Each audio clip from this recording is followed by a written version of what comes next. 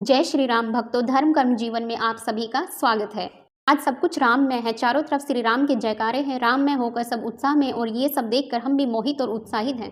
ऐसा लग रहा है जैसे सच में राम वर्षों के वनवास के बाद अयोध्या लौट रहे हैं। ऐसा महसूस होता है कि शायद उस समय भी अयोध्या में राम के लौटने के बाद ऐसा ही उत्साह और उमंग रहा होगा।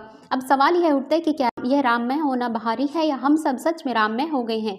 क्या हम वास्तव में जानते हैं कि राम क्या थे, और क्या हम अपनी आने वाली पीढ़ियों को इस राममय होने के पीछे के भाव और मंतव्य को समझा पा रहे हैं, या सिर्फ हम बस देखा देखी जय श्री राम का नारा लगा रहे हैं? हमने तो अभी तक ये जाना ही नहीं कि राम क्या थे और राम क्या हैं। आज हम बात करेंगे कि आखिर राम क्या थे, राम कौन है और राम नाम का मर्म क्या है। आगे बढ़े इससे पहले चैनल को सब्सक्राइब करना ना भूलिएगा और नोटिफिकेशन बेल को दबाना भी ना भूलिएगा।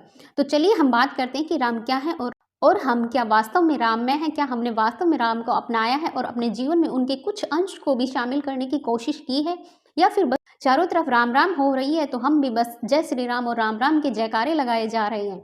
इस संदर्भ में मुझे कबीर जी का एक दोहा याद आता है, मत्थे तिलक हथ माला बाना, लोगन राम खिलौना जाना, जौहौ बहुरा तौ राम तोरा, लोग मरम कह जाने मोरा।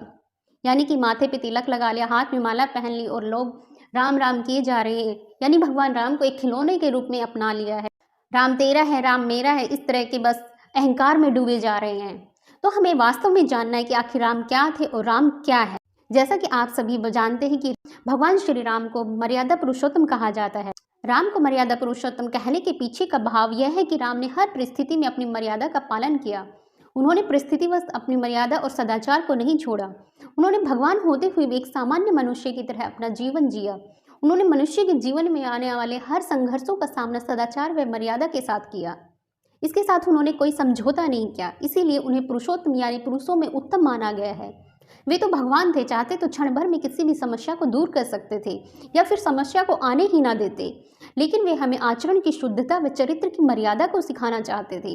इसीलिए उन्होंने अपने जीवन में वही तकलीफें और दुख पीड़ा को सहन किया जो एक साधारण मनुष्य के जीवन में होती हैं। जैसे ही उनका राज्याभिषेक होने वाला था, उन्हें सिंहासन मिलने ही वाला था, तभी उन्हें राज्य को छोड़कर अपने पिता से वनवास जाने की आज्ञा मिलती है और वे इसे भी सहर्ष स्वीकार कर लेते हैं। वे अपने वचन के पक्के थे। प्राण जाई पर वचन न जाए, इस कथन को सत्य सिद्ध करते हैं। इसीलिए भरत के आग्रह करने पर भी वनवास छोड़कर वापस नहीं आते और पूरे 14 वर्ष वनवास पूरा करते हैं। वनवास के दौरान भी वे एक तपस्वी की भांति जीवन जीते, ना कि एक राजकुमार की भांति। वो एक महलों में रहने वाले थे, लेकिन फिर भी उन्होंने तपस्वी के जीवन को ही अपनाया। कभी भी अपनी परेशानियों व संघर्षों की शिकायत नहीं करते हैं। राम वह है जो दुखों से, पीड़ा से, संघर्षों से गुजरते हैं और उनका सामना भी करते हैं। श्री राम का चरित्र बहुत ही दृढ़ व मजबूत है। उनके चरित्र में एक तरफ धैर्य, शौर्य व पराक्रम है, तो दूसरी तरफ राम भावुक व कोमल हृदय भी हैं। एक तरफ वन में वे राक्षसों का संहार करते हैं, तो दूसरी तरफ वे सीता के खो जाने पर भावुक होकर आंसू भी बहाते हैं। और इतना ही नहीं, कभी लताओं से, कभी पशु पक्षियों से पूछते हैं कि उनकी प्रिय सीता कहाँ है। तो इससे ज्यादा कोमल हृदय और भावुकता क्या होगी, ये आप भी समझ सकते हैं। श्री राम में जहाँ चरित्र की शुद्धता थी, वहीं अहंकार भी लेश मात्र नहीं था। प्रेम भाव से खिलाए हुए शबरी के झूठे बेर भी वे भाव विवल होकर खाते हैं। केवट की नौका में सवार होकर नदी को पार करते हैं। जहाँ उन्होंने सुग्रीव व विभीषण के साथ अपनी मित्रता निभाई, वहीं निषाद राज घू के साथ भी अपनी मित्रता निभाई। उनके मन में ऊंच नीच जैसा कोई भाव नहीं था। भाव था तो सिर्फ मित्रता का था। श्री राम वह है जो वन में रहते, यानी इसका संदर्भ आज के समय में समझे तो राम वह है जिनके पास संसाधन नहीं है, फिर भी वे जंगल में रहकर जंगल के ही जीव जंतुओं व पशु पक्षियों से अपनी सेना तैयार कर लेते हैं, अर्थात संसाधनों का रोना रोकर अपने उद्देश्य से पीछे नहीं हटते। इससे आज के युवा जन को संदेश लेना चाहिए कि आज हम शिकायतें करते हैं कि हमारे पास यह नहीं है, वह नहीं है। हमारे पास जो संसाधन उपलब्ध है उन्हीं का प्रयोग करके हमें अपने जीवन के उद्देश्य को पूरा करना चाहिए। श्री राम का उद्देश्य बड़ा था। सीता माता को छुड़ाने के साथ साथ उन्हें अधर्म पर धर्म की विजय को दिखाकर लोगों के बीच धर्म की स्थापना करनी थी। उनके अनुसार धर्म वह नहीं कि आप दिखावे के लिए कुछ परंपराओं का पालन करें।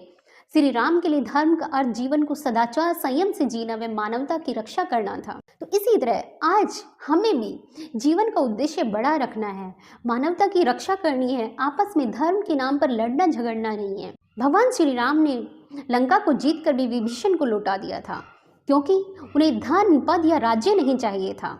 उन्हें लोभ या लालच नहीं था। उनका उद्देश्य धर्म की स्थापना करना था। सोने की लंका जिसकी थी उसे ही लौटा दिया गया। इसी तरह सुग्रीव को किष्किंधा का राजा बनाने व बाली वध के पीछे भी उनका उद्देश्य अनाचार व ताकत के घमंड को दूर करना था। राम वह है जो भाइयों के आदर्श हैं, जहाँ वे उन्हें उचित अनुचित व सही गलत का ज्ञान देते हैं।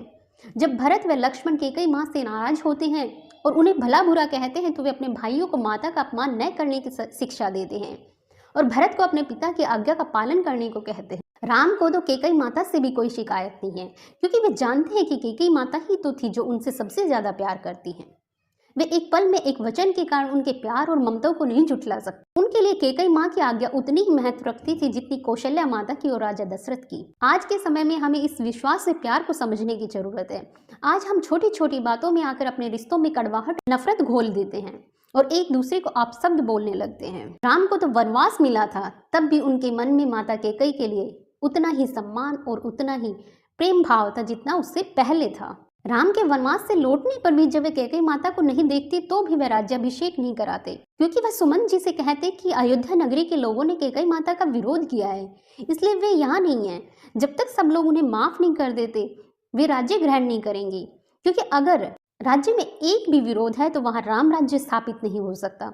इस तरह वे केकई को उनका सम्मान भी वापस दिलाते हैं, क्योंकि कोई भी मर्यादा पुरुषोत्तम अपनी माँ का अपमान नहीं करा सकता। और इसी एक विरोध के कारण उन्हें सीता माता को छोड़ना पड़ा, जो उन्हें अपने प्राणों से भी प्यारी थी, क्योंकि उनके लिए स्वयं के सुख से बढ़कर प्रजा का सुख, समृद्धि व संतुष्टि थी। इस प्रकार हम देखते हैं कि राम सिर्फ नाम नहीं है, यह हमारे लिए जीवन जीने का आदर्श है।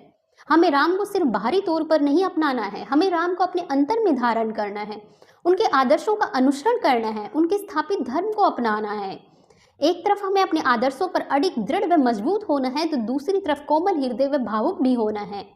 आज के कुछ जुमलों की तरह नहीं कि मर्द को दर्द नहीं होता। चाहे कितनी भी विकट परिस्थिति आ जाए, हमें राम की तरह सदाचारी व मर्यादित रहना है। छोटे छोटे लोभ लालच हमें डिगा न सके अपने आदर्शों से। राम के जीवन से हम बहुत कुछ सीख सकते हैं, तभी सब कुछ राम में होगा, अंदर भी राम और बाहर भी राम। मुझे कबीर जी का दूसरा दोहा याद आ रहा है, बाहिर भीतर राम है नैलन का अभिराम, जित देखूं तित राम है राम बिना नहीं ठाम। यानी कि हमें सिर्फ बाहरी तौर पर राम में नहीं होना है, हमें अपने अंदर में भी राम को धारण करना, उनके आदर्शों को धारण करना है। तो अब आप बताइए कि आप अपने आप को राम के कितने करीब पाते हैं। बस कोशिश करते रहिए इसी तरह राम के करीब होने की, आप स्वयं राम में हो जाएंगे। अगर राम के बारे में मेरे ये विचार और मंथन अच्छा लगा हो तो वीडियो को लाइक कीजिए, शेयर कीजिए और चैनल को सब्सक्राइब करना ना भूलिएगा। धन्यवाद।